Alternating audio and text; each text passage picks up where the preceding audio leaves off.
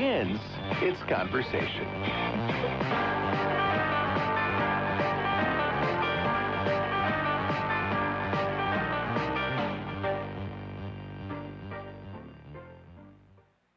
At the 150th Westminster Kennel Club Dog Show is the Doberman Pinscher. Penny the Doberman Pinscher with Andy Litton. Westminster 150 goes to Penny the Doberman Pinscher. And that's history for Best in Show here at Madison Square Garden. Hey, good morning, everyone. Welcome to Talkback here on KSYL on a Wednesday morning. I'm Al Quartermont along with Stephen Maxwell. Did you watch the Westminster Dog Show? No, I should have. You should have. Dadgummit. It was the 150th, so it was a biggie. Man, 150 years of greatness. Penny the Doberman is your winner. There's never been a Doberman before? I think there have been a few. What was the history that was made by the announcer? I don't know.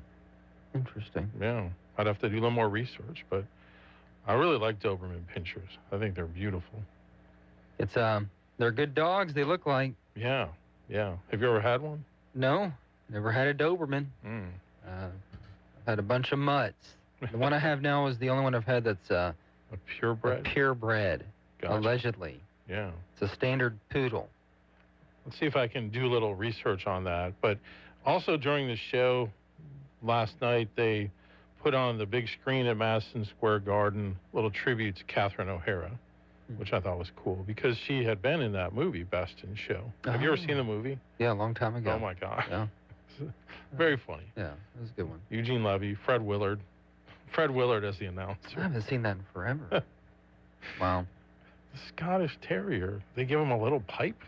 It was that dog show last night was probably going to be more interesting than the Super Bowl. Yeah, probably I'm so. I'm 0% jazzed for the Super Bowl. You're 0%? 0% jazzed up. 1% because I'm curious to see all the hoopla with Bad Bunny. I'm just curious to see what he does that's controversial. I'm telling you, the second it goes to halftime, I'm clicking over to... I'm turning on Kid Rock. I am. Oh. Ball with the ball. It's funny because all the conservative Christians probably hated him back in 2001. Or like the 90s. He was Satan worshiping or something. He was definitely an interesting character. Too edgy. Yeah. It's weird how things change. It is weird. Other finalists last night at the Westminster show included an Afghan hound named Zeta, a Lhasa Apso called JJ, a Maltese named Cookie, and an Old English sheepdog dubbed Graham. Interesting. Yeah. Oh, I like when they have the corgis that come out. Corgis are always funny. It cracks me up like when the owners are like running with them, you know. Yeah. A lot of them just are not very smooth runners, you know. They're shufflers. Yeah. So I'm not sure what the history is other than it was 150th. Maybe that's what it was. So, yeah, that's what I'm guessing. Yeah, Dobermans are good dogs. Yeah. Pretty. Yeah. My friend has one. Oh, really? Mike has one or two. Oh, does he? Yeah, he does. I didn't know that. Wait, are they the big ones, Doberman Pinschers? Or are they small? They're, I would say, more mid-size. Okay, they're not little frou-frou dogs. They're no. Okay. No, they do have mini Doberman Pinschers. That's what I was wondering. Yeah, but they're not like giant animals. I think the one I want next would be an Italian Greyhound. I think is what they call them. Italian Greyhound. Okay. Those are pretty cool. I remember there was I used to go to this flea market in Wisconsin, and this couple was always there every week, and they had a Greyhound that had been like a racing Greyhound, and they got it. Like, I guess when they get to a retirement age, they sell them off or whatever. Dang. Yeah. Well, we have a standard poodle, which are generally expensive dogs. He's just purebred. Mm-hmm. We found him at a kennel in Winfield because, unfortunately, his owners, who bred poodles, he got super sick. Couldn't take care of him. It's sad. Wow. Yeah, my aunt in Kansas back in the, 70s and 80s, they had a Doberman Pinscher. His His name was Festus, named after the character from Gunsmoke. Oh. Yeah, he was a cool dog. Wait, what's the Addams Family uncle? Fester. Fester, yeah. Yeah. Or you can get a Neapolitan Mastiff. You just have to have lots of money. A Neapolitan? Is it like have 3 different flavors or what? Oh, he could. No, he's just huge. Look it up. Neapolitan Mastiff? He's very massive. Neapolitan Mastiff. Yeah, Mastiffs are huge. My goodness. Yeah. They have rather droopy faces. Yeah. Probably eat you if you're not careful. Yeah. I'm joking. I know there's some dog people out there like, they would never. I've known some people that have had like those giant-sized dogs. I'm just like, Yeah. No. I just don't want to feed them. Right. Yeah. Trying to see some other dogs I might want. Black Russian Terrier. See, I'd get that just to say I have a Black Russian Terrier.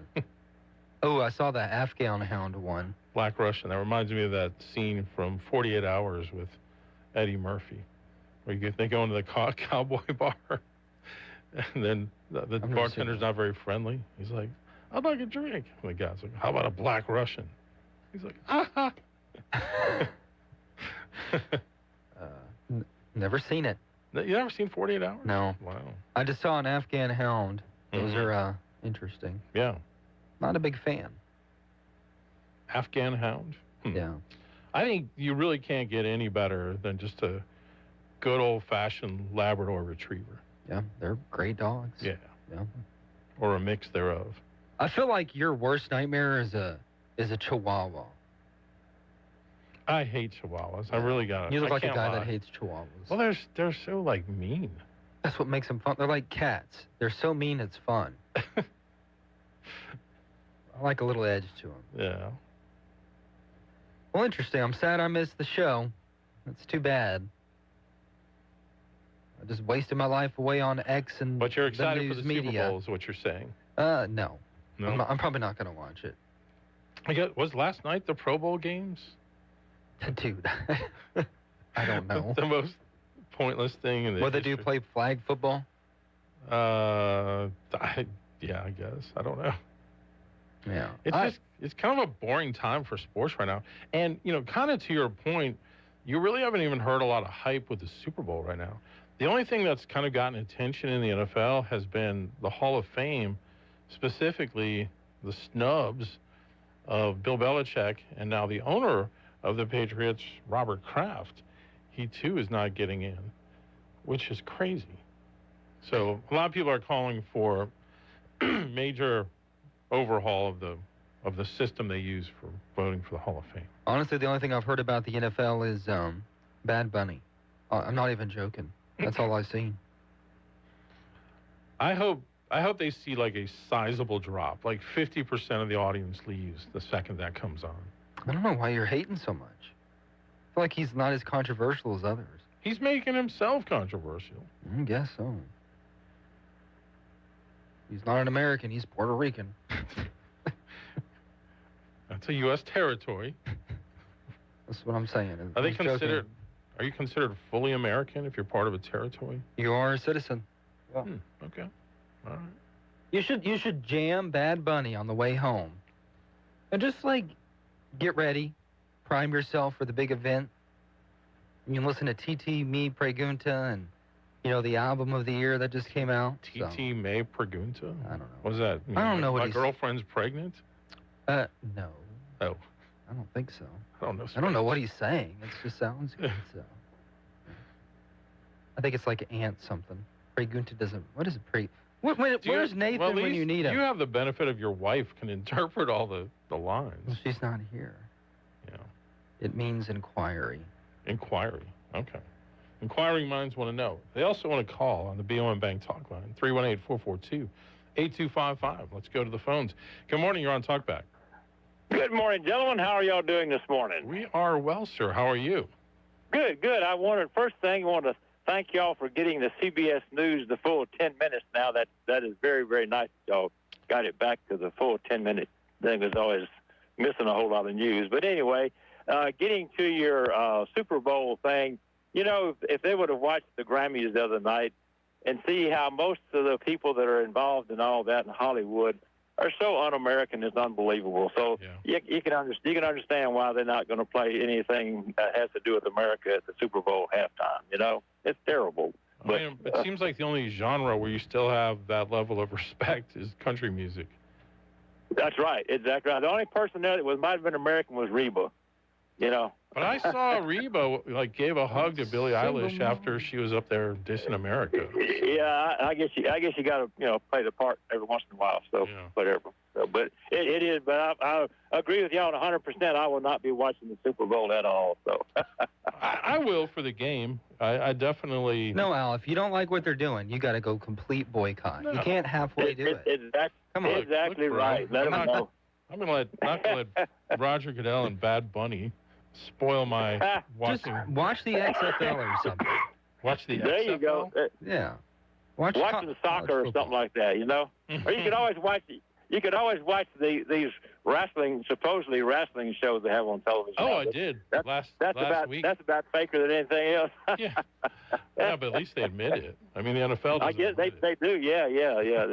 Yeah. How could I fake kick somebody in the face? And that's pretty good. You shouldn't even watch baseball, Al. Like, they barely have Americans playing these days. Like, come on. Tune it out. Have a good day, gentlemen. Trolling me. All right, thank you. You too. A lot of Venezuelans playing. I watch baseball just for your wife because of all the Venezuelans. I wonder how many of those players she actually knows. I think she knew who Altuve was. Really? I'll have to ask her. Yeah. I mean, the Brewers have always had a good pipeline to Venezuela as well as the Dominican Republic.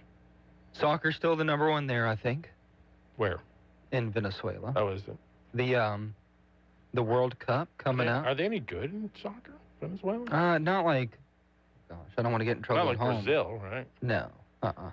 No. I don't know if they've ever won the cup or whatever they call it. The World Cup? The World Cup. I don't think so. I think one of the best is like England. You got to be Brazil. careful with those soccer games. Every once in a while, somebody suffers a neck injury, you know? I still don't even know if that's real.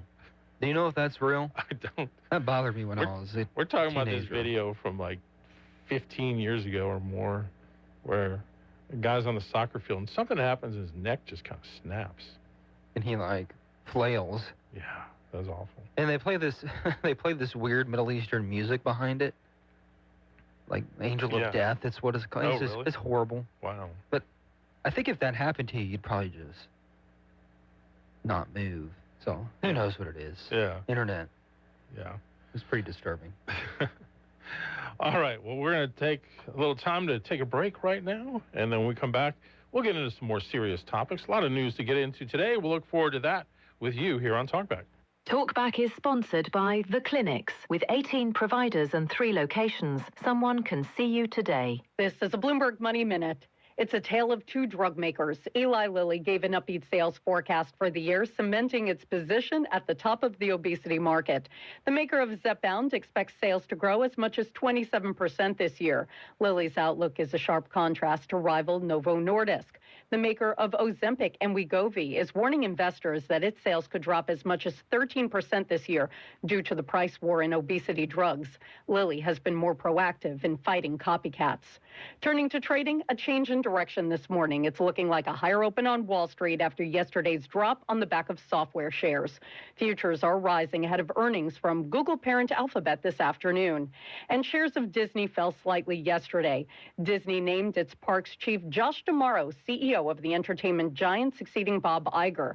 He'll be the 8th person to lead the company. He's earned a reputation as a turnaround artist. This report is sponsored by Fidelity. Courtney Donahoe, Bloomberg Radio.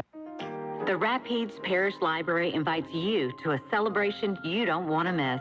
The 3rd annual Central Louisiana African American Culture and Heritage Center event. Come honor local heroes, experience powerful stories, and celebrate African American culture and history in Cenla. Join us Saturday, February 21st at 11 a.m. at the Martin Luther King Jr. branch on Broadway Avenue in Alexandria. Get more details at rpl.org. Good morning. A few passing clouds on our Wednesday. Otherwise, it's going to be a nice day. Sunny skies, 56 the afternoon high. We'll see winds out of the north. That's at about 10 to 15. We'll dry things out from the rain overnight. Mostly clear skies for us tonight. Back down to 31 for the overnight low. And our Thursday, a good day with partly cloudy skies. We'll see the afternoon highs near 58. More sunshine for us on Friday. From the Cenla Broadcasting Weather Center, I'm Dave Grayson. If you'd like to take part in the show today, call the BOM Bank Talk line at 442-8255. That's 442-TALK. And remember, if you're looking to purchase or refinance your home, call Christina Bagwell at the BOM Bank Mortgage Department at 448-2430.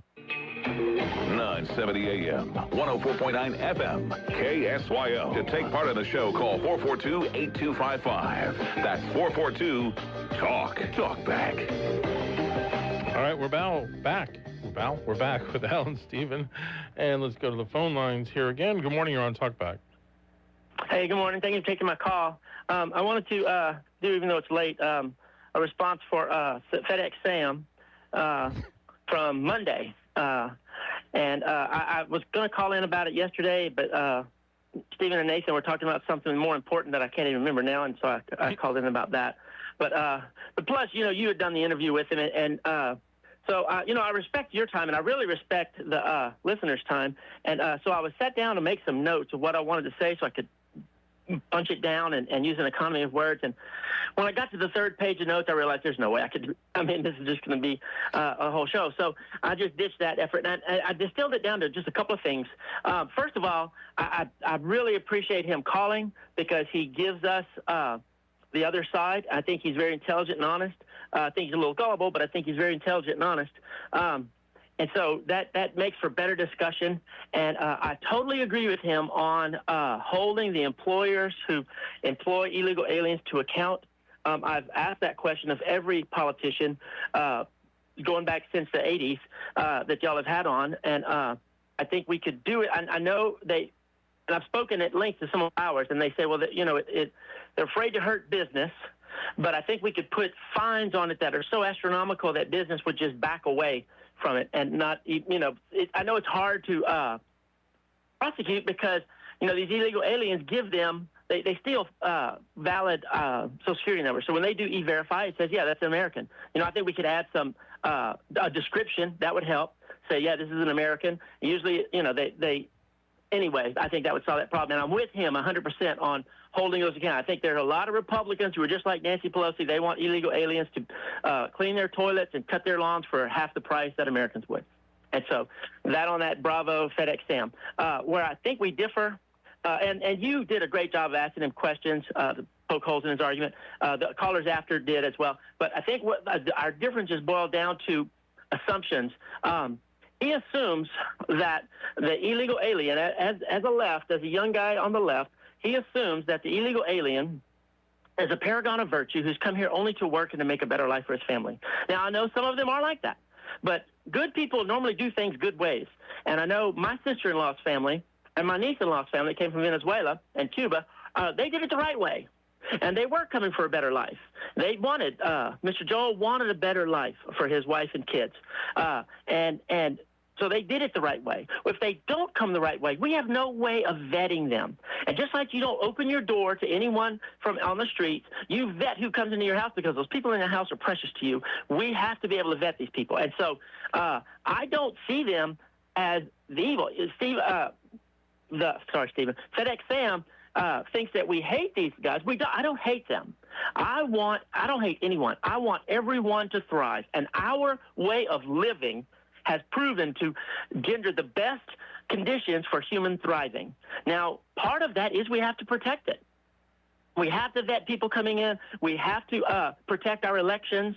And he thinks it seems from his comments that he thinks we're against these people, and we're not. I think he believed the lie of the left, that the greedy capitalists just want to use people, and it's not true.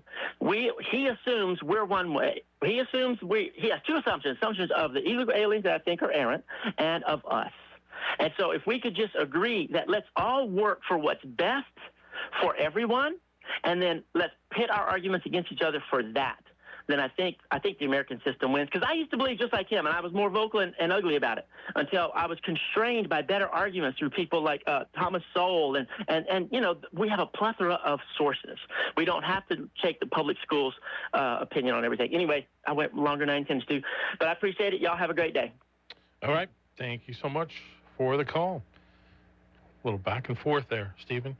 The topic of border security, nation's sovereignty, obviously we've been talking about it a lot here lately with what's been going on in Minnesota, but just kind of the whole larger topic about illegal immigration and the United States.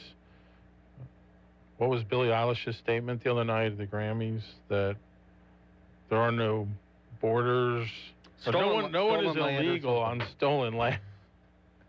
Which, like, that whole statement just contradicts itself. So if no one's illegal, then there's really no stolen land.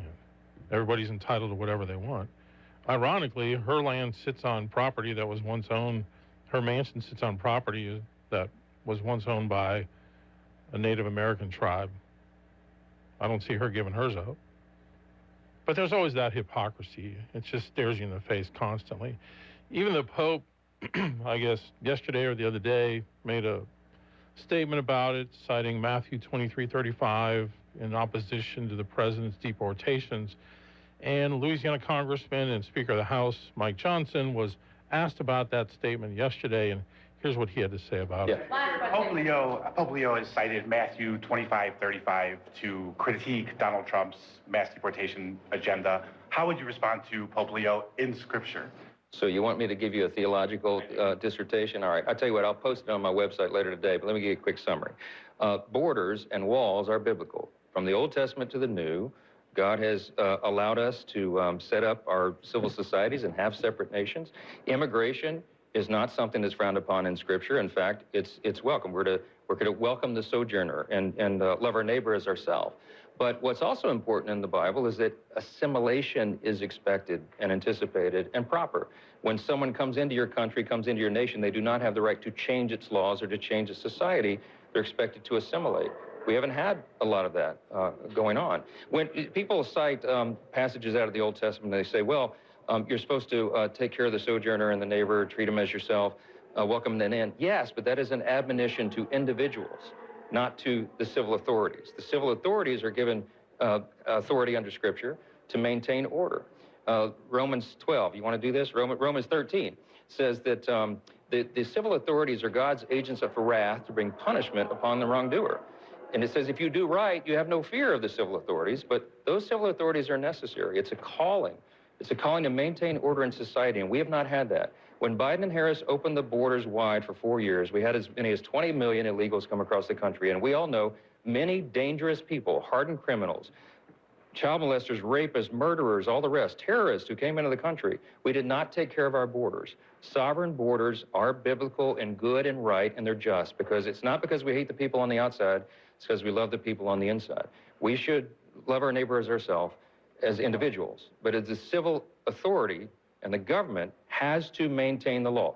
And that is biblical, and it's right, and it's just, and I'm happy to have this lengthy debate with anybody any time they want to, and I'll post on my X page the longer dissertation on that for you today, okay? Thank y'all so much. It's a pretty good answer, I feel. He's right. It's not because you hate the people on the outside, it's because you love the people on the inside. Pretty sure the Pope made that statement from Vatican City. You know, the city that has walls. KSYL. Joe Biden, Nancy Pelosi, and Louisiana's Julia Letlow. What do they have in common? Liberal Julia Letlow voted with Joe Biden more than any other Louisiana Republican in the U.S. House. And just like Nancy Pelosi, Letlow has traded hundreds of stocks while serving in Congress. Worse, Letlow violated federal insider trading laws by failing to report her shady stock trades, potentially millions of dollars worth. But that's not all. Before she went to Congress, liberal Julia Letlow was a university bureaucrat. She instituted radical DEI policies, woke sensitivity training, and the university put up a public art display honoring defund the police activists. Is that what Louisiana wants in the U.S. Senate? Conservatives just can't trust liberal Julia Letlow. Louisiana Freedom Fund paid for and is responsible for the content of this advertising. Not authorized by any candidate or candidates committee. LouisianaFreedomFund.org. Got a big day ahead of you? Then it's best to fuel up with some of St. best at Bricado's Restaurant. Walk right in and just smell that home-style cooking. Place your order, take a seat, and do breakfast right till 9:30 this morning. Get fresh biscuits, eggs any way you like them, melt-in-your-mouth pancakes, grits, hash browns, sausage, bacon, even wraps and sandwiches. And don't forget their fresh brewed coffee. Bricado's Restaurant, 28 West, right across from the Coliseum. Your breakfast is waiting for you. My brother-in-law died suddenly, and now my sister and her kids have to sell their home. That's why I told my husband we could not put off getting life insurance any longer. An agent offered us a 10-year, $500,000 policy for nearly $40 a month. Then we called SelectQuote. SelectQuote found us identical coverage for only $18 a month, a savings of nearly $300 a year. Whether you need a $100,000 policy or a $10 million policy, SelectQuote could save you more than 50% on term life insurance. In a hurry? Don't worry. With SelectQuote, you can get up to $2 million in instant, affordable, same-day coverage with no medical exam. Call SelectQuote at 1-800-637-9116. That's 1-800-637-9116. Or go to SelectQuote.com. That's 1-800-637-9116. Full details on example policies at SelectQuote.com/commercials.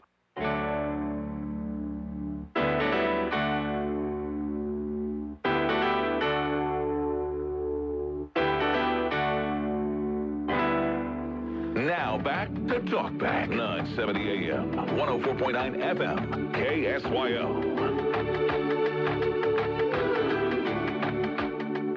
All right, we're back with Alan Stephen. Let's go back to the phones. Thank you for waiting. You're on Talk Back. Good morning. Good morning, gentlemen.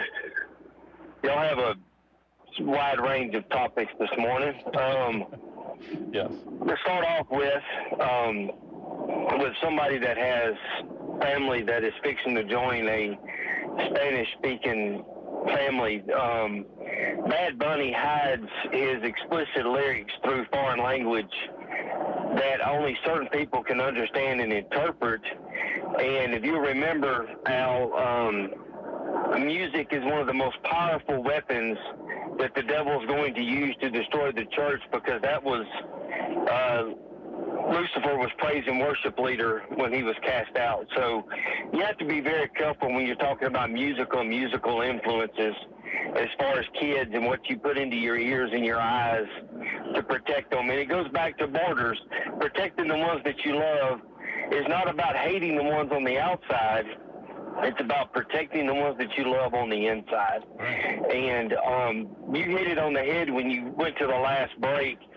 There's nobody more protected or shielded from foreigners, illegals, people, period, than the Pope himself. He is in the most secure cities in the world in Vatican City. It's very easy for anybody, not only him, to sit up on their pedestals, Billy English, Bad Bunny, or whoever, and to denounce and ridicule America for what it stands for. But this country was founded on the Bible. It was founded on the Word of God. It was founded on what it needed to be founded on, but the Founding Fathers wanted it to be. And the only way that you're going to destroy this country is the same way you're going to destroy the church, which is from the inside out. And that's what they're trying to do. They're trying to erode the moral principles, the biblical principles, and everything, so that they can begin to erode. And they've already done it. Look at this generation of people that we have now, these young people. They have no basis. But that's the reason you're going to see in the last days people moving to the church, and you're going to see a great revival, because he's going to win in the end. But as a parent and as a grandparent, we have to be extremely careful what we allow our kids and grandkids to absorb, because not everything on TV and radio is positive in any way, shape, fashion, or form. Yeah, and on that point, we can thank Al Gore's wife, Tipper, for us having ratings on music albums that have explicit lyrics. It is, and I mean, I have a daughter that's in the school system, and they do play music by this particular artist, Bad Bunny, and she had to tell the administrators, hey, don't play this. She understands the music. She knows what he's saying, and if you don't understand the language, which I know Steven's wife does, and that's a great avenue to have, but that's where these artists use these lyrics, and I don't think you really have to, me personally, I don't think you really have to understand them for them to influence you morally. Yeah.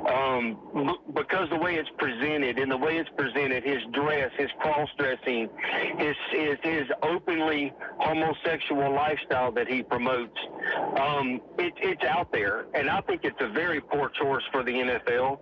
I don't know if I'm gonna watch the Super Bowl or not, but I'm definitely not going to entertain the halftime show. And I'm not real sure I'm going to participate in the TPUSA halftime show. That's another topic of conversation we could get into. But, I mean, I just, we have to have morals. We have to have boundaries. And the most important thing is protecting the ones that we love and protecting them at all costs. And doing that from a loving, kind position is very difficult for the church to do, because the other side is not going to be loving and kind and understanding. They're going to be belligerent, ugly, and condemning the whole time. So it's not an evil battleground to begin with when you talk about Christianity defending their ground in the way that we're supposed to example love and everything, the way that they battle theirs. It's not even a fair battleground. All right. Well, thank you for your thoughts this morning. We appreciate you. Thank you, gentlemen. Y'all have a wonderful day. All right. One thing I was wondering about, Stephen, is if he is in Spanish injecting curse words during his songs. Don't listen to Kid Rock, then. Well, no. I'm not finished with my point. Oh, shut up. I'm sorry. Could that be an FCC violation?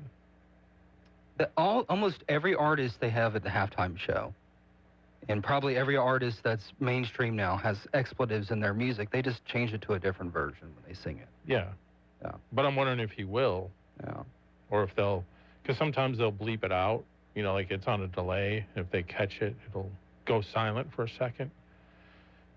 Just wondering. But no, you're right. Kid Rock, I mean, he had very explicit lyrics in a lot of his songs. Donald Trump loves expletives. He does use them. And he uses crude language. Yes, he does. So maybe y'all should vote for somebody else. You're becoming a troll. I'm just countering with practicality. That's all I'm saying. I'm being practical here. Yes. I'm not a raging Democrat. I'm just being practical. No, and I've heard many people that, like Donald Trump, that say they wish he wouldn't use language like that. But then I think they also understand he is who he is. And that's part of why people like him, because he's not phony in that aspect. He's, So he's not mature enough to handle his language? Come on now. Give me a I'm break. just saying what Or like the way say. he talked to Caitlin Collins yesterday. Like, if they talk to my daughter like that, I'd punch him in the face. Yeah. Or if I talk to your wife like that. Yeah. I'd punch you. And he's not the only one. Right. And if you talk to my wife like that, she would just punch you in the face. Even better. Yeah, I heard that clip this morning. Oh, man. Yeah, whatever. I'm just saying, if you're going to bring up points like that, you have to look at the other situation as well. Yeah. And look, I didn't make that point. I don't really care too much. But I'm just saying. Any other words? I'm looking at an AI photo. It's Elizabeth Warren holding a sign saying, Billie Eilish, give me your house. That's actually pretty funny. And there's just I couldn't care less what celebrities have to say. No. It doesn't. Yeah. What does Billie Eilish know? Right. You know what I mean? Right. What does Bad Bunny know? Who was it? Somebody was making the point that celebrities really only hurt themselves and their industries when they keep doing that, because people are just sick of being. I think so. Yeah. And I do want to say I agree with some of what the caller had to say. Mm-hmm. Like, I think a lot of the music where they subject women and people Yeah. And explicit sexual material, I don't think that's a good thing for society, like regardless rap music, of religion. Rap music that came out in the early 80s, mid 80s, it was just kind of fun music. You know, with like Grandmaster Flash, the message was really about the plight that a lot of people were going through in the inner cities. It's a great song, but it's not filled with expletives. You know, it just makes its point. And then you had, you know, maybe groups like Run DMC that came along where it was just fun music that people enjoyed. It really turned when NWA came out with their very anti-police rhetoric and their explicit lyrics, and then you kind of saw this whole genre of gangster rap rise, which is, like you said, filled with expletives and, you know, the way they speak about women and things like that. But what's sad is you feel like a lot of younger people, when you're young, you don't really have that discernment to think. You think it's cool. Yeah, you're doing it because you think it's cool. And I remember even Josh Hader, who's a pitcher now in major leagues, trying to think what team he's even on. Is he still on the Astros? But former Brewer. First time he made the All-Star game, somebody went back and they found tweets that he had made like 10 years before, when he was like 13. And he was basically just retweeting like Eminem lyrics that were, you know, disrespectful. Oh, dude, the music I grew up on? Yeah. Deplorable. Right. It was awful. And they try to, you know, oh, this guy's a whatever. And he's like, you know, because they were like racist lyrics. I mean, you're right. When kids are young like that, they just don't have the maturity to think, is this really good? And the stuff they say is just so dumb. I know. Like, it's just so dumb. But we thought it was so cool. And some adults think it's cool, too. But, I mean, it's no different than for those of us that grew up in, like, the 70s and 80s, when you heard certain lyrics or certain songs. I mean, even go back to the Beatles, like the White Album, you know. I mean, those movies weren't innocent either. Right. You know? It's almost like they market it that way to kids. Wonder why. So you're saying there's a plan. You're saying there's a scheme. They're being subversive. And all of them who made it were apparently on Epstein Island. Oh, boy. Get you on that rabbit hole again. All right, we'll take a break. Talkback is sponsored by The Clinics. Need office supplies, janitorial supplies, or office furniture, either new or pre-owned? Then look no further than DTW Office Supply, with wholesale prices on a large selection of top quality products, all with the personalized hometown service that you deserve. We're proud to serve the entire state of Louisiana with daily deliveries right to your door. Visit us today at 1219 MacArthur Drive or online at dtwofficesupply.com. That's DTW Office Supply, your trusted partner for all of your office needs. Quality, value, service. Blended families, bonus children, and co-parenting can bring amazing experiences, but it can also be overwhelming and complicate your estate plan. How can families navigate the process when entering into this wonderful journey? I'm George Fine with Fine Legal Services. When it comes to your family's questions, our team can make planning for the future seamless and transparent. Call your Alexandria, Louisiana attorneys, George Fine and Jeremy Cedars, at 318-767-2226 to learn more, or visit fine-lawyers.com. LSBA number LA2316294.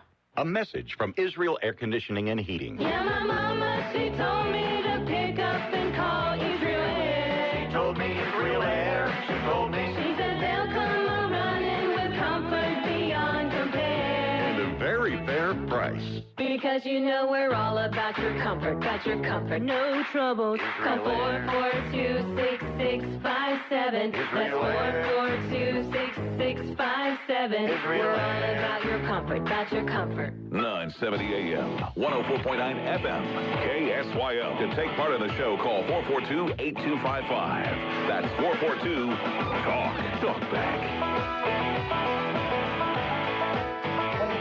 What would you say to the survivors who feel they haven't gotten justice? You are the worst reporter. No wonder CNN has no ratings because of people like you. You know, she's a young woman. I don't think I've ever seen you smile. I've known you for 10 years. I don't think I've ever seen a smile on your face. I'm asking you about survivors. You know why? You know why you're not smiling? Because you know you're not telling the truth. And you're a very dishonest organization, and they should be ashamed of you. These are survivors. All right. That was the president yesterday after Caitlin Collins of CNN had asked him about some of the stuff pertaining to the Epstein files. Yeah, essentially, he said something about Epstein, and we should probably move on from it now. Mm-hmm. And she asked, well, what do you have to say to the About survivors, the victims, and he went on a ad hominem attack. So. Yes. Is that kind of a classic deflection, would you say? You know, I'll let y'all decide that. So, I mean, yes. Okay. No, I agree with you. I don't really like when he does that. And it is in a different context if it was maybe a man than a woman, but women that are in that arena, I mean, they're usually pretty tough and they can handle it. She probably likes some of the publicity. She gets attention, sure. I don't know that like, she's come on. asking for that, but well, it's interesting because, you know, with the whole Savannah Guthrie, her mom story, her mom missing, I asked him about it if he would lend any federal support to the investigation. He's like, yeah, absolutely. He said, I've always gotten along really well with Savannah. And I'm thinking, well, what if he didn't? Yeah. No, but he always says stuff like that. Because that's his, like, honestly, that's the way he operates. It's Right. loyalty for him. Yeah. That's how you do policy right now. But you go back to 2020 and remember that night where they had the two competing town halls where it was Savannah interviewing President Trump and it was Stephanopoulos interviewing Biden? I don't remember that. Oh, man. So Biden, it was like all softball questions, and Savannah was like, "Argh!" Like she was just on the attack the whole night. She's probably better at her job than he is. Oh, yeah. 100%. Yeah. I mean, she actually was doing... Over Stephanopoulos. Yeah. But, I mean, it struck me, the contrast. But apparently, POTUS was okay with it back then. So, anyway. All right. Talk more about it. Yeah, we got more we can talk about in hour number 2. I really want to talk about what's going on in the U.S. Senate race here in Louisiana and in the 5th Congressional District. So we'll get into all that and more coming up in hour number 2.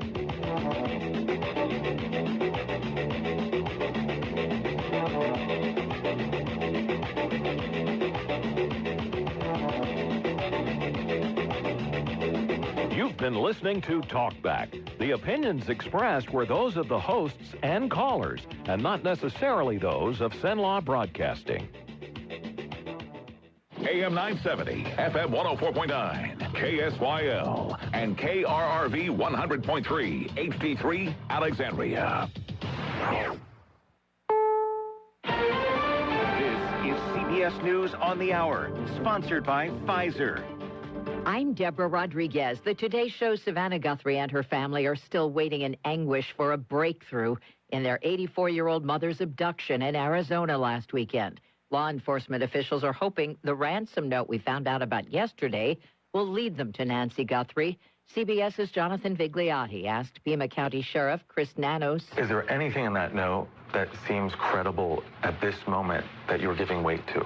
The entire note. So you're not dismissing this note at this point? Absolutely not. Former FBI Special Agent Doug Coons has his doubts. Anybody can send in a ransom note and say, yeah, it was us, and we want these millions of dollars in crypto. And you just can't assume that that is accurate. This is sentencing day for Ryan Ruth, the man convicted of an assassination attempt on then presidential candidate Donald Trump on a golf course in Florida in 2024. Legal contributor Jessica Levinson. The court will hear arguments regarding the appropriate sentencing range and will consider the nature and circumstances of the offense, the need for deterrence, protection of the public, respect for the law. Federal prosecutors are asking for life in prison. Democrats say they're alarmed as President Trump doubles down on calls to nationalize elections. He specifically cited districts he lost in 2020. Correspondent Nancy Cordes is at the White House. If a state can't run an election, I think the people behind me should do something about it. Trump then listed a number of Democrat-led cities like Detroit and Atlanta, where he thinks the federal government should step in. Look at some of the places that horrible corruption on elections, and the federal government should not allow that. The federal government should get involved. The Pentagon is threatening to end its partnership with Scouting America. The Pentagon says the group formerly known as the Boy Scouts needs to make core value reforms. Defense Secretary Pete Hegseth is upset the Scouts started allowing girls to join 2 years ago. See, this is an institution the left didn't control. They didn't want to improve it. They wanted to destroy it or dilute it into something that stood for nothing. Without the military support, the Scouts could lose some meeting spaces and lose the hundreds of troops who are expected to provide security and logistical support at the Scouts National Jamboree this year. Michael Wallace, CBS News. Bill Gates speaking out after his name appeared in the last batch of documents released from the Jeffrey Epstein files. Microsoft founder tells Australia's 9 News he did not take part in Epstein's abuse of teenage girls. The more that comes out, the more clear it'll be that although the time was a mistake, it had nothing to do with that kind of behavior. Dow futures are up 132. This is CBS News. You still got it, but your immune system weakens as you age, making it harder to fight flu, pneumococcal pneumonia, RSV, and COVID-19. Ask your doctor or pharmacist which vaccines you need. Sponsored.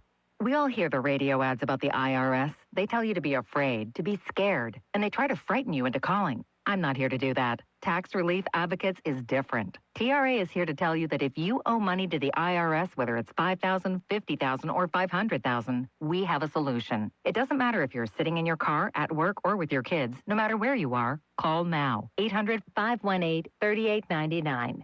Don't lose hope. TRA can eliminate or reduce what you owe to the IRS.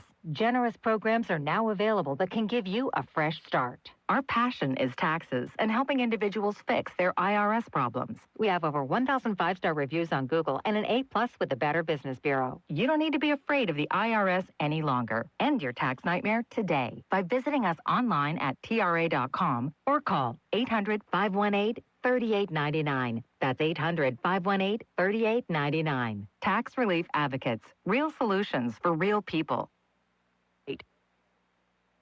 A Doberman pinscher named Penny has won the biggest prize at America's Biggest Dog Show. The 4-year-old beat out 6 other finalists at the show at Madison Square Garden. For Best in Show at the 150th Westminster Kennel Club Dog Show is the Doberman Pinscher.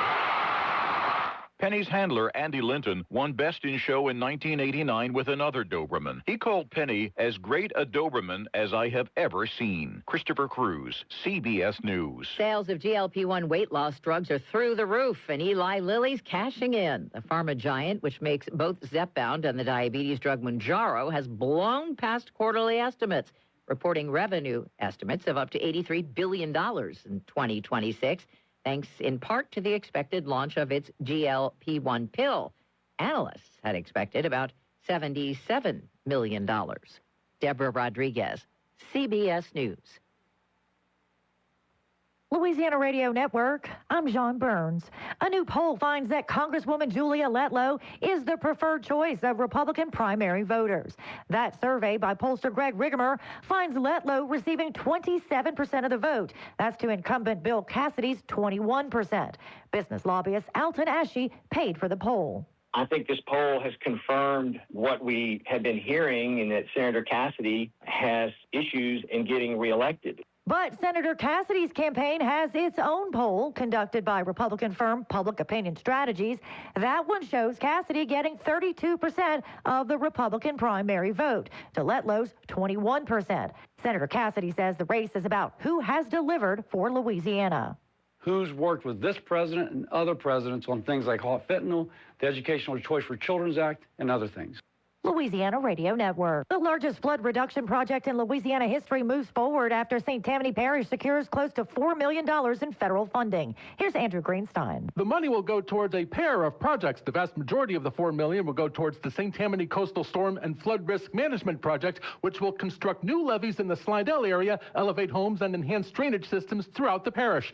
Parish spokesman Michael Vinceno says the total price tag between the two projects is almost $6 billion, but it will be money well spent. There are billion-dollar projects that are going to save billions of dollars every year in damages. The start of construction is still several years away. I'm Andrew Greenstein. Louisiana Health Secretary Bruce Greenstein announces the SNAP recipients in 8 parishes in North Louisiana will receive an additional 20% of their January benefits to help them make ends meet after the ice storm. That covers around 51,500 people, and these benefits will be added directly to their EBT cards by February 11th. LRN. Lagniappe Theater Company presents I go out walking. Always Patsy Cline, featuring 27 of her greatest hits, including Walking After Midnight, I Fall to Pieces, and of course, Crazy. So head on down to the Lanyap Theater Event Center on 28 West this week, Thursday, Friday, and Saturday at 7 p.m. and Sunday at 2:30. Get your tickets now at lanyaptheater.com or call 318-48-STAGE. You'd be crazy to miss this one. That's 318-48-STAGE for Always Patsy Cline. Good morning. A few passing clouds on our Wednesday. Otherwise, it's going to be a nice day. Sunny skies, 56 the afternoon high. We'll see winds out of the north. That's at about 10 to 15. We'll dry things out from the rain overnight. Mostly clear skies for us tonight. Back down to 31 for the overnight low. And our Thursday, a good day with partly cloudy skies. We'll see the afternoon highs near 58. More sunshine for us on Friday. From the Cenla Broadcasting Weather Center, I'm Dave Gratian. Talkback is sponsored by The Clinics. With 18 providers and 3 locations, someone can see you today. It's Talkback, Central Louisiana's longest-running talk show. Whether it's the guests or the callers, Talkback is where Central Louisiana begins its conversation.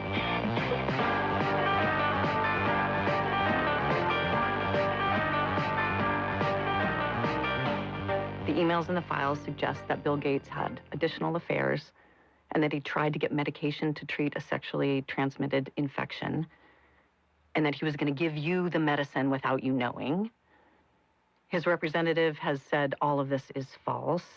It is not on you to have to respond to the details of that alleged behavior, but I wonder what your dominant emotion is when you read these news articles with these details.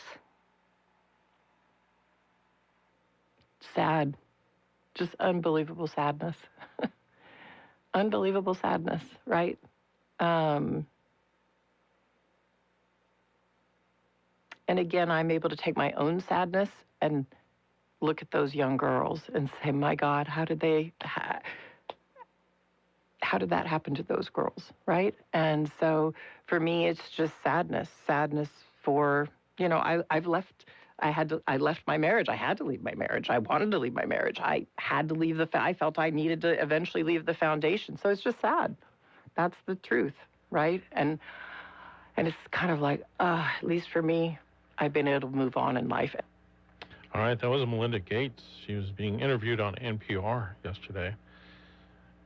If you paid attention to, you know, these drops, everything that's accused, and in those emails, in those testimonies, whatever you want to call it, it's just not something we can just brush aside like some want us to. It's something we have to thoroughly look at. Yeah. And continue to look at. Yeah. I don't know that we'll ever get proper justice for these young women, and probably boys too, because there are just too many rich and powerful people involved. Mm-hmm. But one day they will all answer for it. Make no mistake about that. I just hate I won't be here to see it. We'll all be there to see it, actually. I'm just kidding. Speaking of the Epstein files, did you know the city of Shreveport was mentioned in the... Oh, no. What happened? Yeah. It was a 2017 email exchange between Jeffrey Epstein and Kathy Rumler, a veteran federal prosecutor who previously served as White House counsel to President Obama. She referred to Shreveport, quote, as a dump. She said, it's 4:38 a.m. This was on May 26, 2017. It's 4:38 a.m. and I'm just leaving Shreveport, hopefully. This place is a dump beyond your imagination. I'm not happy with my life right now. Rumler served as White House counsel to President Obama from 2011 to 2014, acting as the administration's top lawyer. She was not employed by the White House when that email exchange occurred. So, hey, it's got some endearing parts about it. Yeah. Don't be hating on Shreveport so much. I know you're used to your, you know, California coast and your fancy mansions and stuff, but we got things going for us. She obviously didn't go to Strawn's. She didn't go to Strawn's. She and have the chocolate didn't pie. go to Gibbons. Like, come on. Oh yeah. If you've been to Gibbons or Strawn's, there's nothing in New York City that you would want to go to. I know you like the strawberry pie. I do. It's I like the chocolate pie. It'll knock your socks off. Whew. Get you a good old breakfast. Shreveport's a very good food city. Yeah. Very good. Get a good old ham steak with some eggs, Some Herbie hash browns. K's. Have you been to Herbie K's yet? No. Oh, you should. Okay. Wear your bulletproof vest to get there. But it's fantastic. My daughter and son-in-law love to go to this Indian food place. Yeah. I never went to that one. Yeah. That's not my jam. No, we know. It's only a couple blocks down from Strawn, so usually they go in there, and I'm like, I'll be right back. So he told me the story, like, yeah, we all wanted to go eat Indian, and Al walked down the street to Strawn's, and we were all having a family time. He walked away. I'm like, okay, well, this is Mark we're talking about. Yeah. And then I hear that he did it again. I was like, well, stop taking him there. Yeah. Like, pick something, be more amicable, you know? Right. Meet in the middle. I'm sticking up for you. Wouldn't you do the same thing? I have to do it for my little brother all the time. He hates anything that's not pizza and pizza. And so I like to go to the Mandarin. He's like, oh, I like Chinese food. I was like, okay. Wow. Well, I was like, get over it and sit there and watch me eat it. Yeah. How can you not like Mandarin? He doesn't like Chinese food, he says. Yeah, but just get like the little steak strips that you like hold over the burner? I don't think he doesn't like it. I think he's ignorant. Does that make sense? Yeah. I'm like, if Al can eat Chinese food, you'll be able to eat it. Yes, exactly. Just pick around the greens. All right, let's go to the phones this morning on the BOM Bank talk line. Good morning, you're on Talkback. Al, I had something interesting happen to me yesterday. Okay. I was expecting a check, a large check, coming by FedEx from a bank in Ruston. They said, sit by the door, because the guy came and did not get out of his vehicle to ring my doorbell. I am 88 years old and live in the back of the house, so it went back. So I called them and they said, okay, wait by the door tomorrow from 8 in the morning till 8 at night, which... What? Yes, you get the picture. I gave them a piece of my mind, and they said, well, we do not have trackers on them, neither do we have their phone numbers. And I thought, oh, that's kind of weird, because the UPS does, and the federal system does. Yeah. And they said, well, all right. After I let them have a piece of my mind, I know you get my drift. Yeah. And 10 minutes later, the guy turned up, and they had told him to be sure to ring my doorbell. Well, they didn't need to, because I was at the door for 3 hours waiting on this. And I told him it is very important that I get that delivery. I get up, go to sign it, and the guy says, Miss Ann, he said, next time this happens, do you want me to just sign and leave it at Al? Can you imagine? Wow. I was so shocked. Anyway, enjoy your program. Thanks for listening. Well, thank you. Well, we know if Dave was delivering with UPS for you, he would have taken care of you. Oh, she gone. Well, that's inconvenient for sure. You know, I know people have to do what they have to do, but the idea of whenever businesses are like, if you can be here from 7 to 6. Right. Okay. That's insane. I'll leave the key under the door. It's like getting your cable TV connected or whatever. Yes. Some breaking news, as Rush used to say.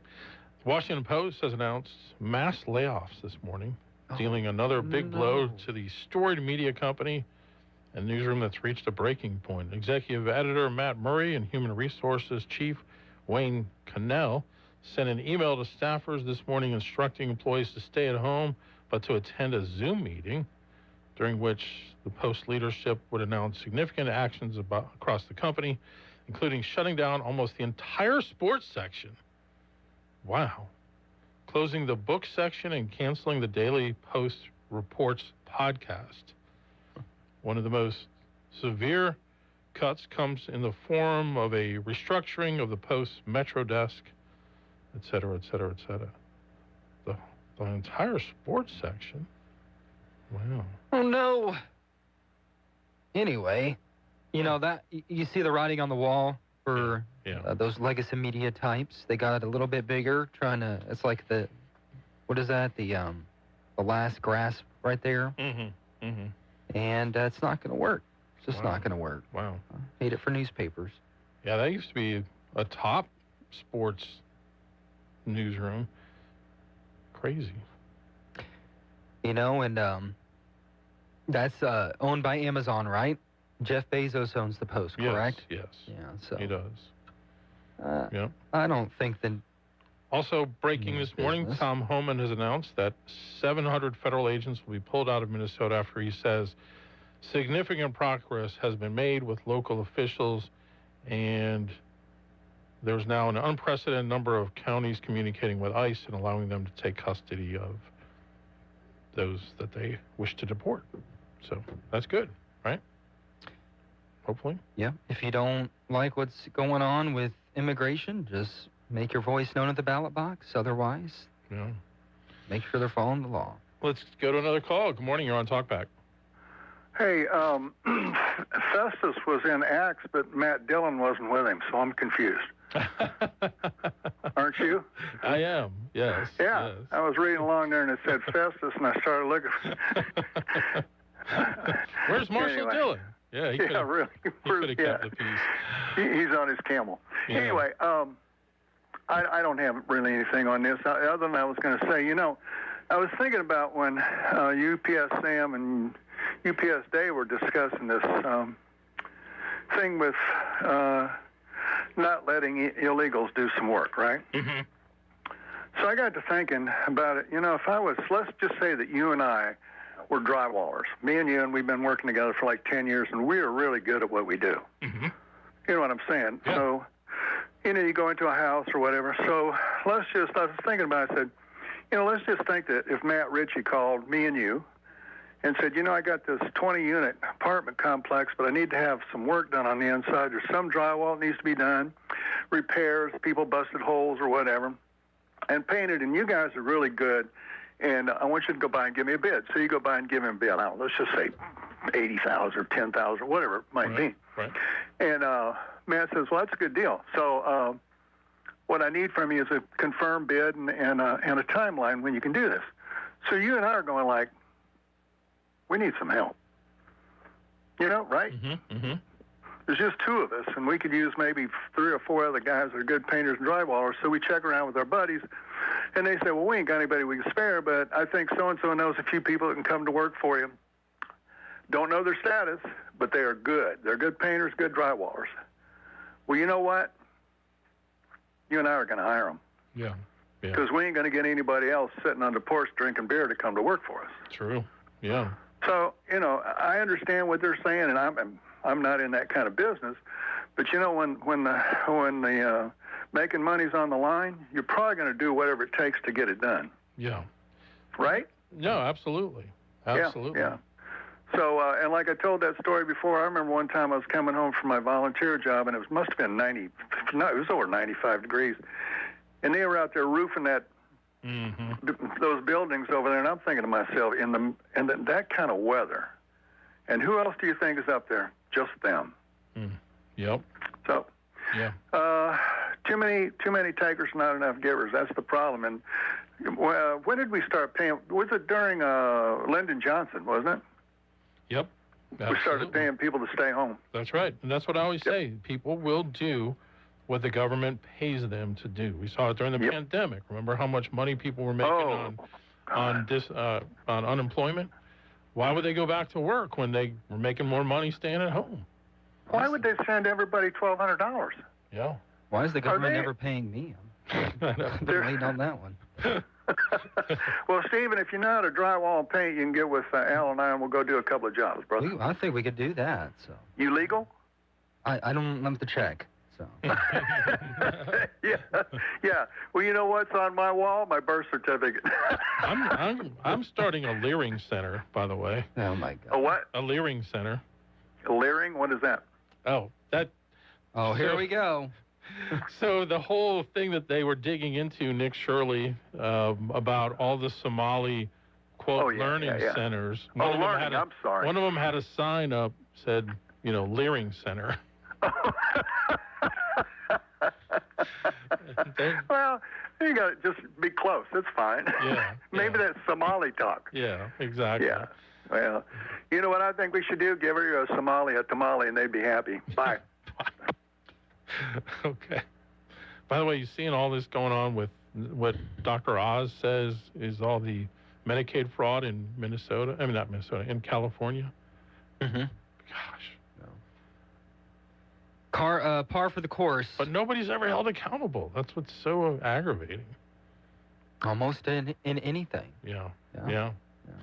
All right. But hey, I mean, when it comes to, businesses trying to make money and they hire certain people. Yeah.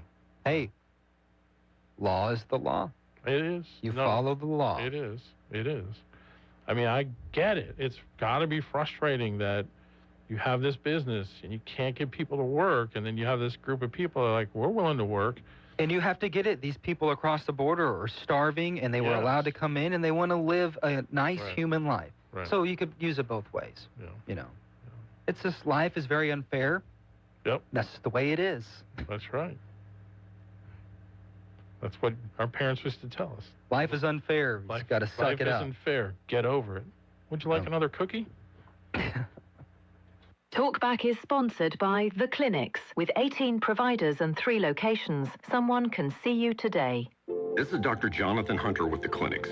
We provide primary, family, and chronic care along with gastroenterology, podiatry, with on-site lab and x-ray services.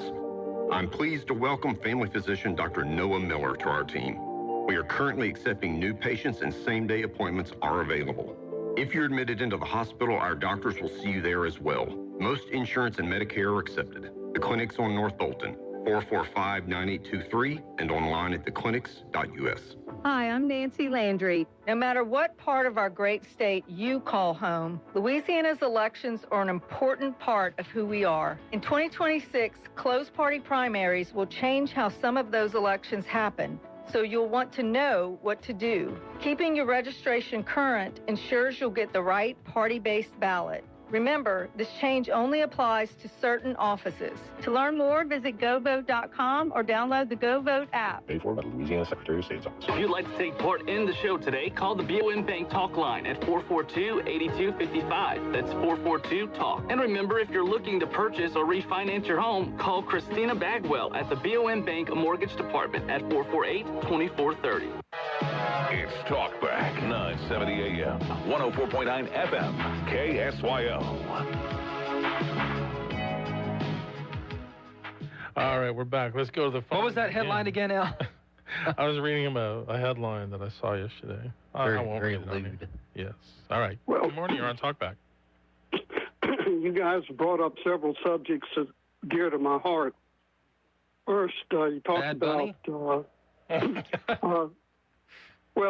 I mean, I've seen pictures of him on Fox, but I mean, whatever. But some years ago, in recent history, one of the hosts on the Talkback had what I would call a potty mouth, and he was a young fellow, and I think he was just basically speaking more or less like he would normally speak in conversation with his people of his same age group. And he would let words like F start with S and F and that sort of thing occasionally slip in, at least once during the show. And the world changes and the way people speak change.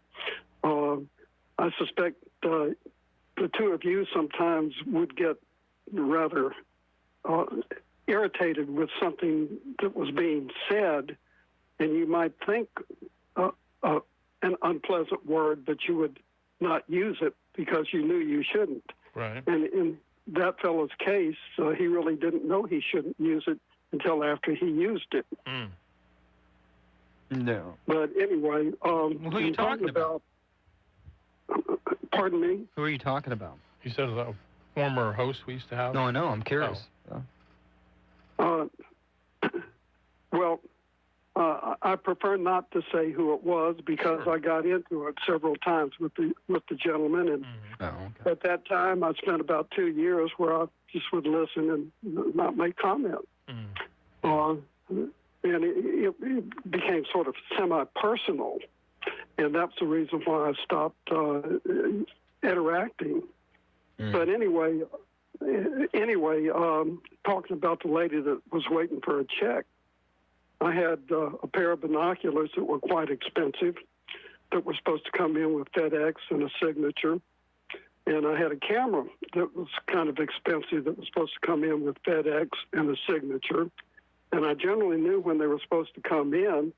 And I saw the FedEx guy walking back from my front door, and there was never anybody that knocked and asked for a signature. Now, that's FedEx. And that's not good. Right. Yeah. Yeah, that would be very annoying. That would be annoying. Because you have to pay extra signature. But getting to illegals, we had some. I think we lost you. At the beginning of January each year, he would. You're going to have to start that part over. We lost you. Okay. The contractor explained that in January he had to advertise for employees. And he had to be able to prove that he advertised for employees.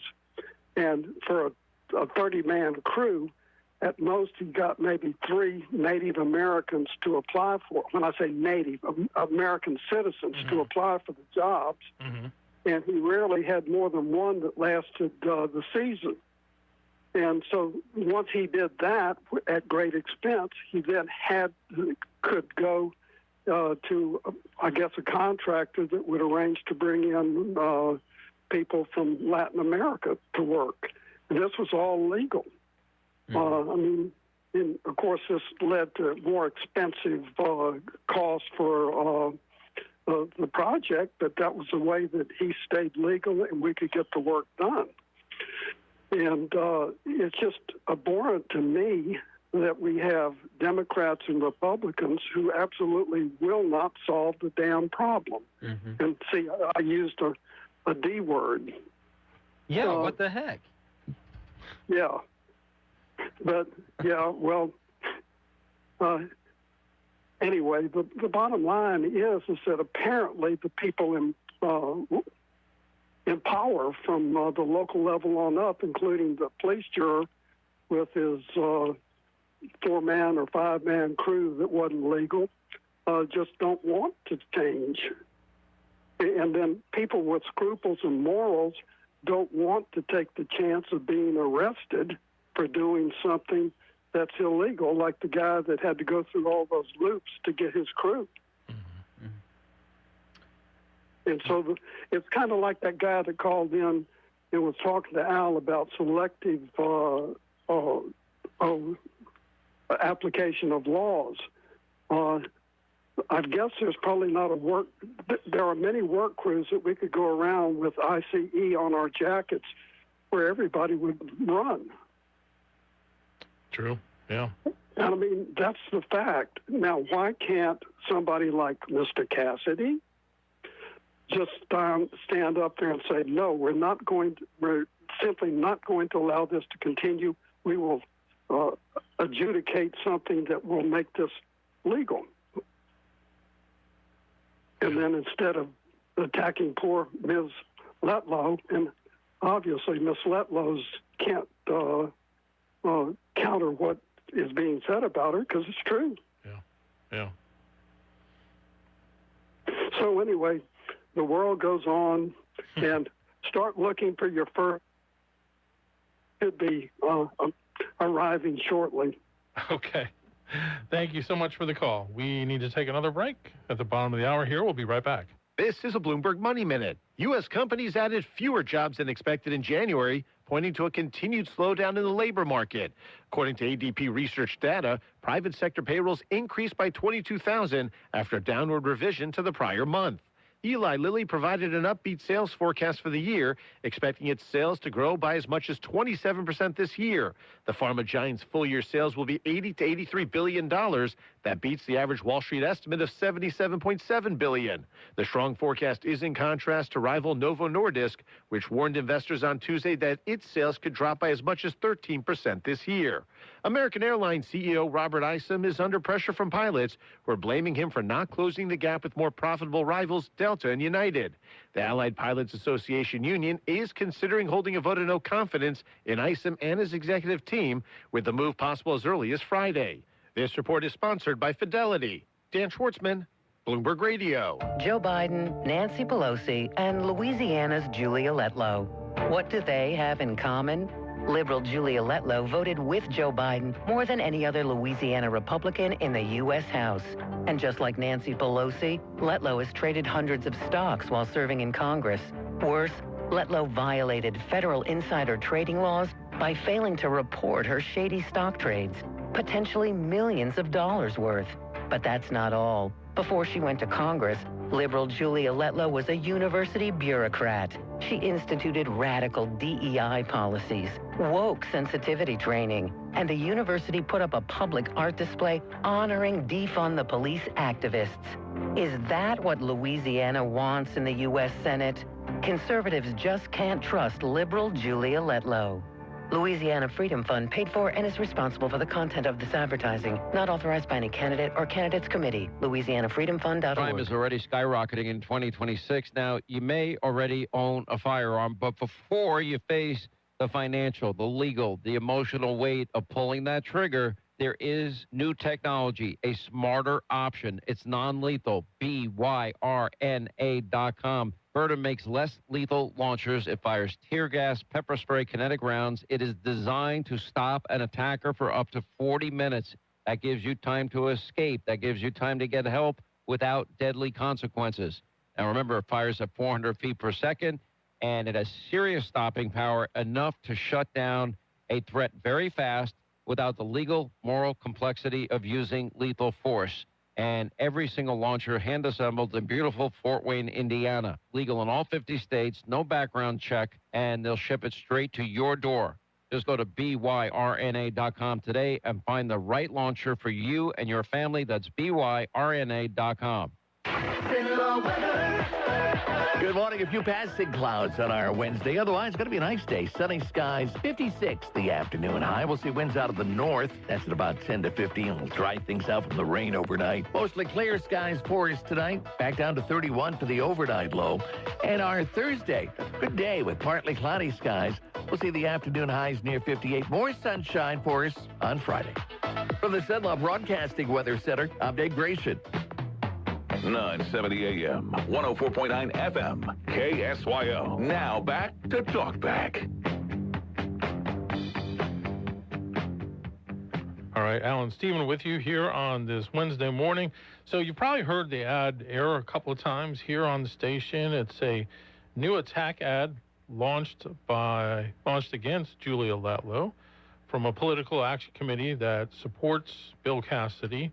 Greg Hilborn wrote about this in the Gannett papers, saying the super PAC Louisiana Freedom Fund is the one doing the ad, and they call Julia Letlow liberal Julia Letlow, saying she associates with Joe Biden. Nancy Pelosi claims Letlow voted with Biden more than any other Louisiana Republican in the House. It also highlights Letlow's improper reporting of stock trading activity and accuse her of instituting radical DEI policies while she was an administrator at the University of Louisiana Monroe. Commercial says you just can't trust Julia Letlow. Hilborn writes, the ad signals what promises to be a fractious Republican primary campaign, with Cassidy defending his seat against top contenders Letlow and State Treasurer John Fleming, who consider Cassidy vulnerable because of his vote to convict President Trump in his 2021 impeachment trial. Fractious. Fractious. Yes. We know that Trump has already endorsed Letlow, calling her a great star and a total winner, right?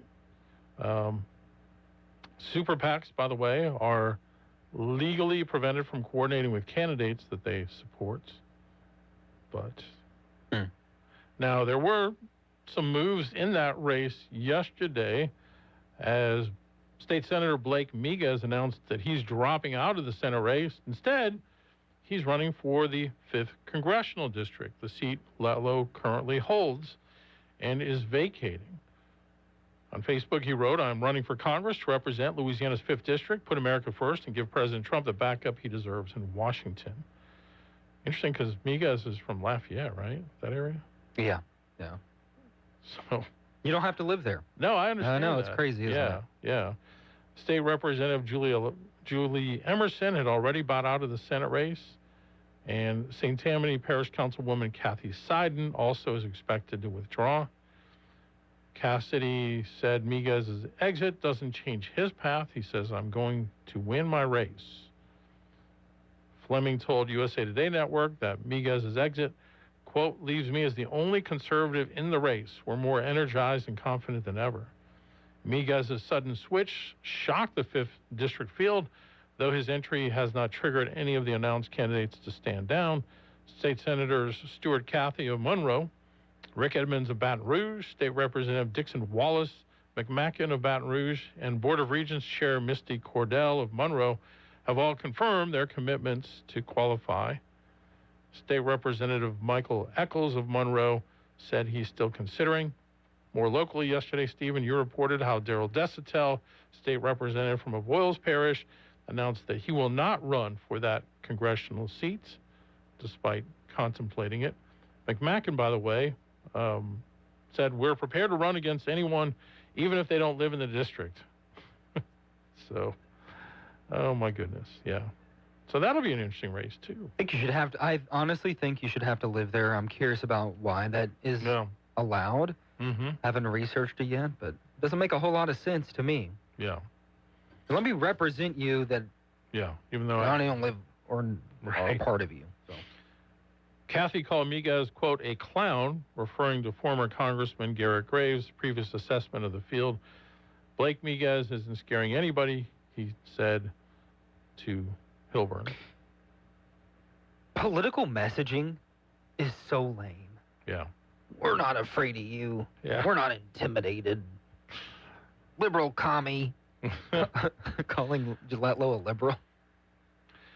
Well, I mean, I've brought up in the past votes that she made during the Biden years and, expressed as a conservative disappointment in some of the votes that she did make. I think her record is fair to attack, 100%. Oh, yeah. And, it's interesting because here President Trump has endorsed her, but how much does he really know about her? You know what I mean?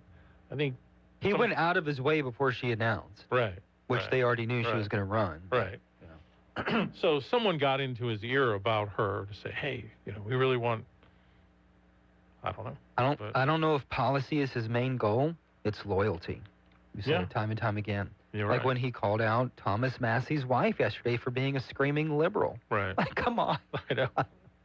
It doesn't matter. It's just attacks that are sometimes baseless, and that's always in politics. Always. Just doesn't matter.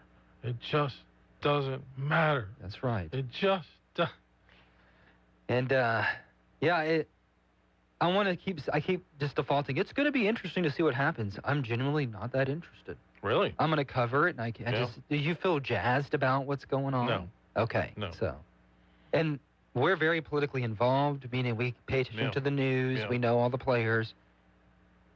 So just imagine everybody else who's just really not paying attention is going to care. I'm a guy that I was kind of casually interested in politics growing up. I paid attention. I liked the news, watched the news. I don't think I really got kind of, let me use this term, radicalized until I owned my own business in the 1990s and started realizing how much money they take for taxes when you're having to write the check versus it being withdrawn from your paycheck. I mean, it's really the biggest scam ever. But when you actually have to physically write a check every quarter and send Washington money that you could use to build your business with, that they're just going to, and excuse my language to our last caller. Don't say the cuss word. Piss away. It does infuriate you. And that's right around the time that Rush Limbaugh was becoming prominent on the national scene. So I was 100% bought in. Republican. But here I am 30 years later, and I'm just telling you, by and large, I'm extremely disappointed in much of what I see from the Republican Party, whether it be in the states, nationally. It's like you get to a point where, as a hopefully true conservative, where is your representation? You know? It just gets frustrating. And then... Because you hear the same rhetoric when they run. It's the same messaging. It's the same, you know, I'm gonna fight for you and stand up to the big donors in Washington, or Baton Rouge, or, you know. I told you it's the Green Party, and I'm not talking about the one that runs for president every year. Right. It's the Green Party. Money Party. Money Party. It's all the same. And I hate to be that guy. Or you can call it Uniparty.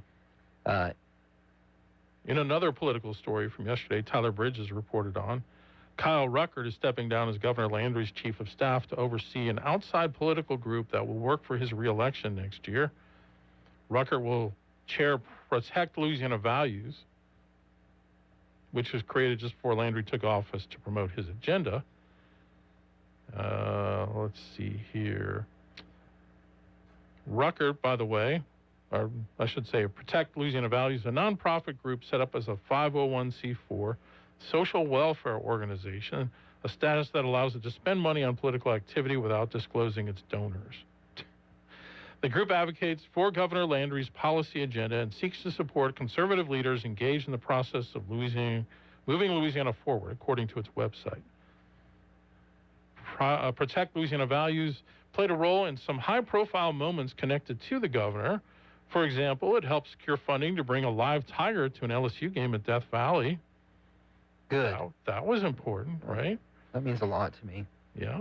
It also backed the governor's agenda on auto insurance and major tax code changes. As Landry's chief of staff, Ruckert also kept a low profile as he helped keep the governor's agenda on track.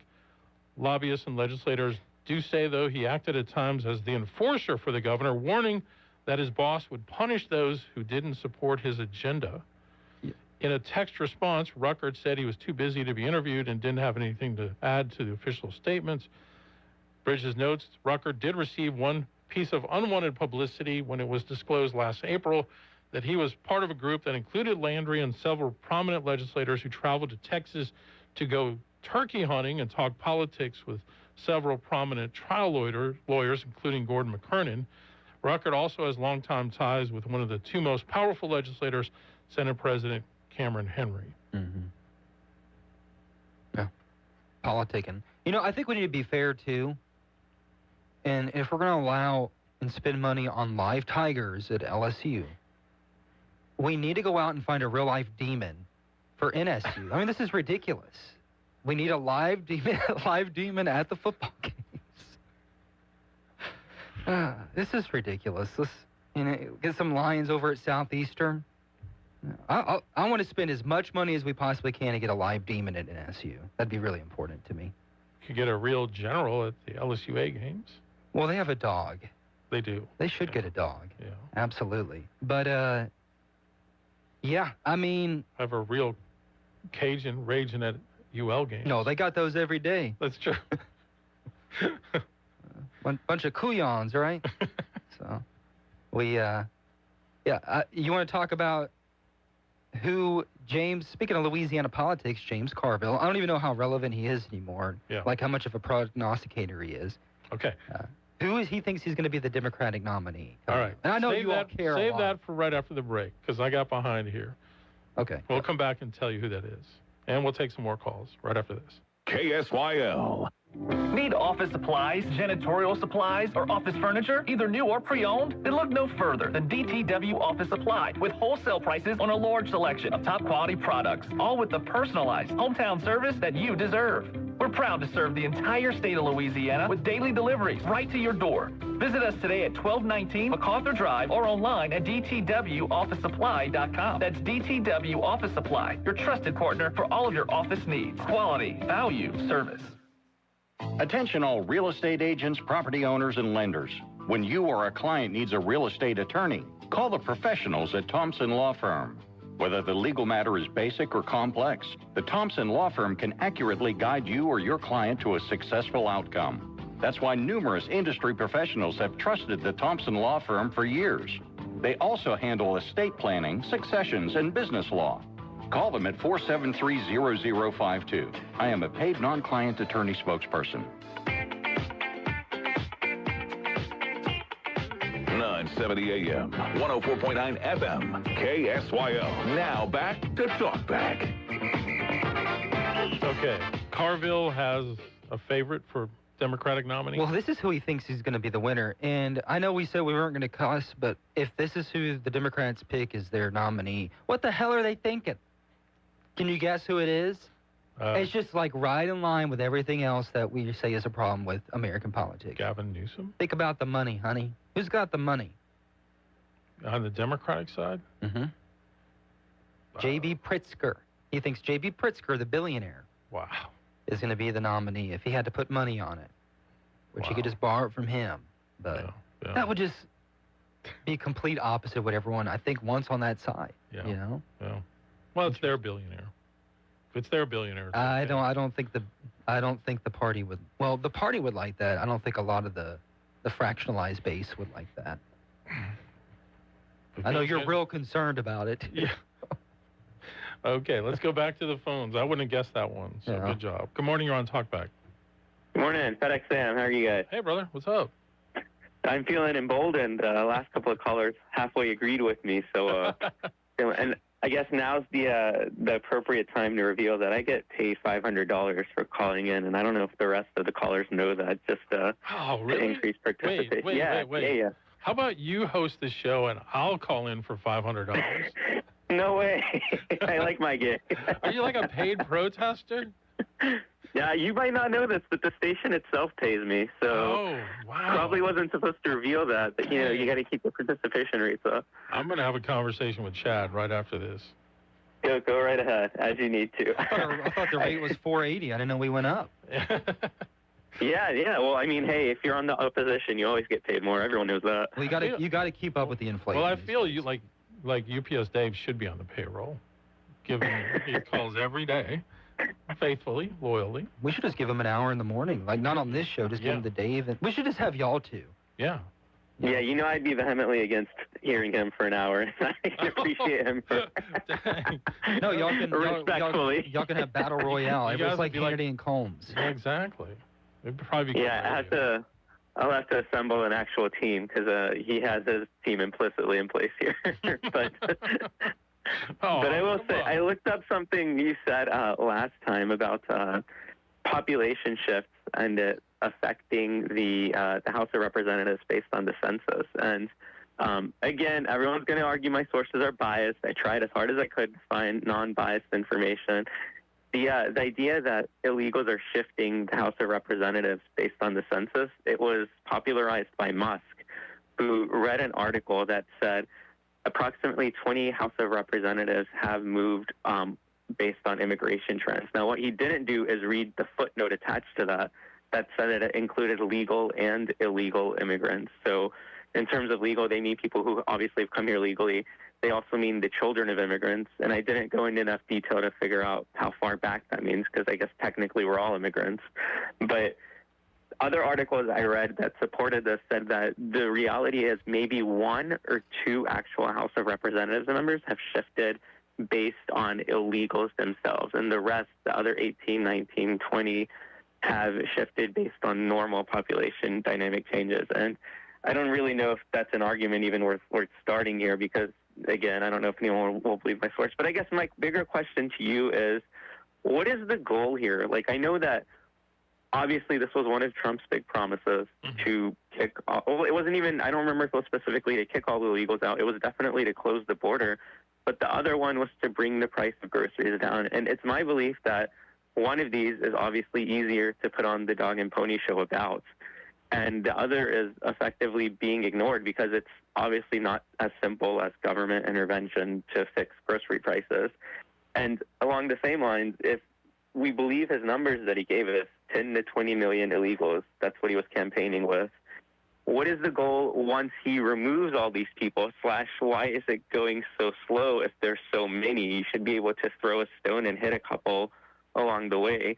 Given that during COVID, the peak of the pandemic, we lost, I think, 3 to 4 million people, and we know how hard it was to find people to work or to do anything at that point. So if you remove how many people he wants to, what's the goal here in terms of not crashing the economy?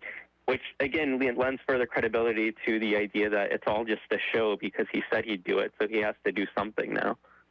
When it comes to the grocery prices, I think that's going to be the number one issue come 26, 28. That's the number one reason why people vote is how much money they keep in their pockets. So that's their greatest vulnerability. And I think immigration is not even near the top issue. So if he's not delivering on prices, which I think is the main reason he got in, they're like, okay, we'll put up with some of this other stuff that he gets involved with because grocery prices were cheaper when he was in office. So if he doesn't deliver on that, I think it's donezo. I think that's a fair assessment.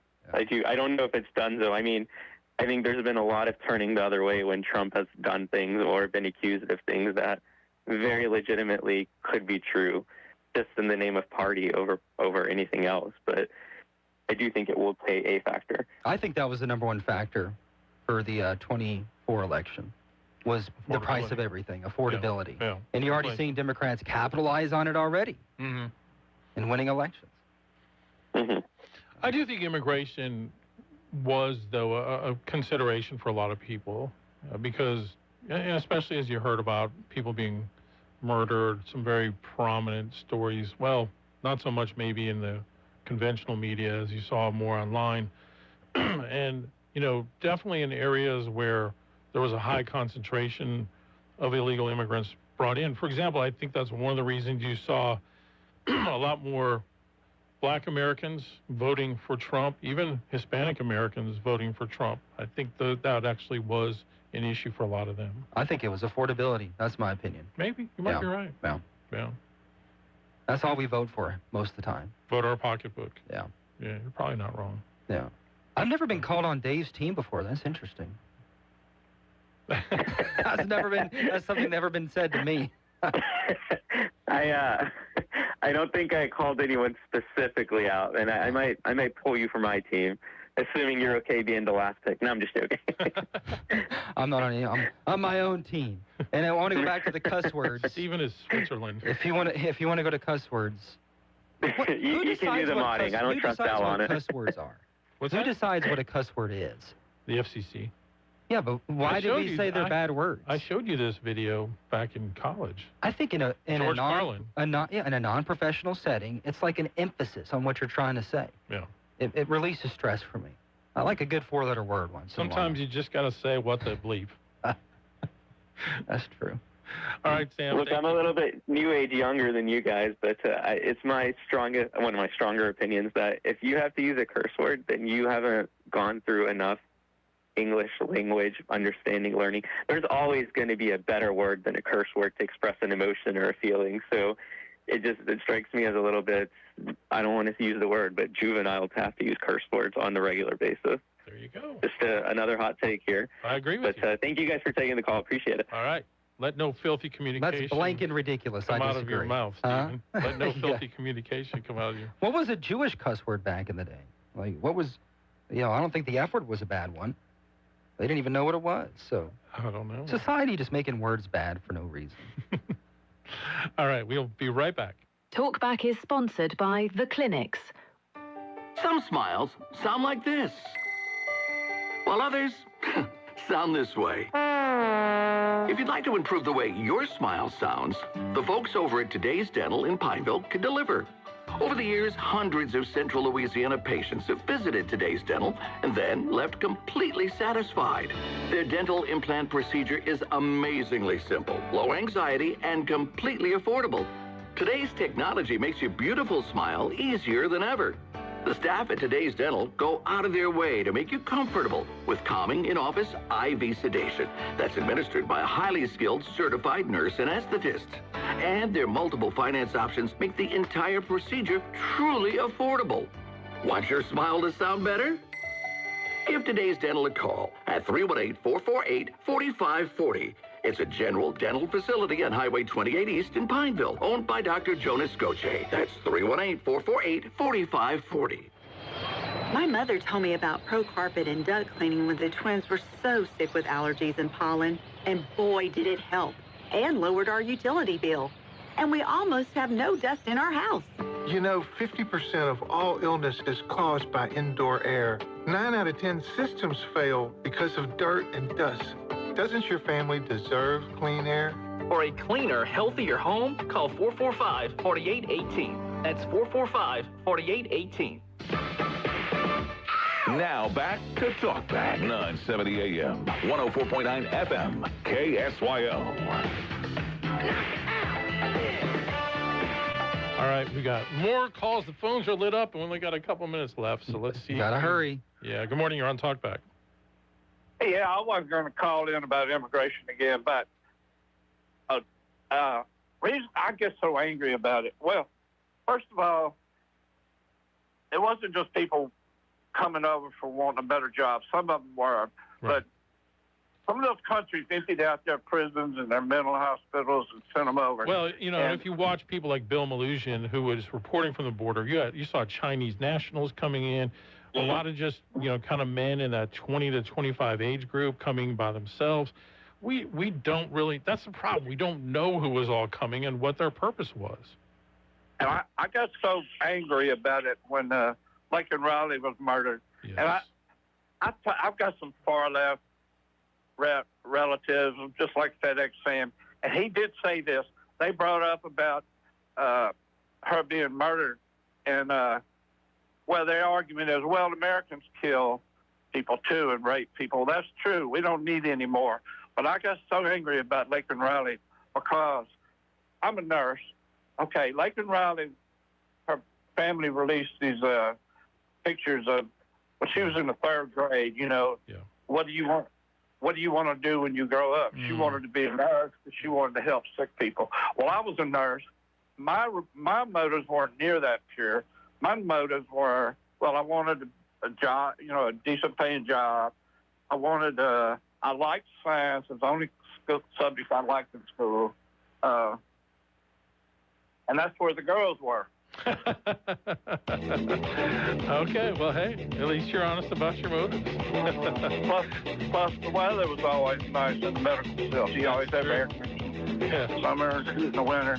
All right. And it kind of didn't really come to me until after I was in it, you know, that I started appreciating that I was helping people. That came to me later, but my motives weren't pure. Her motives were pure. And she was almost... We got to go. Sorry. Right. Yeah, thanks for the call. Sorry we couldn't get our other callers on. I'm sure we'll talk more about all this tomorrow morning as we join you for Thursday Talk Back. You've been listening to Talk Back. The opinions expressed were those of the hosts and callers, and not necessarily those of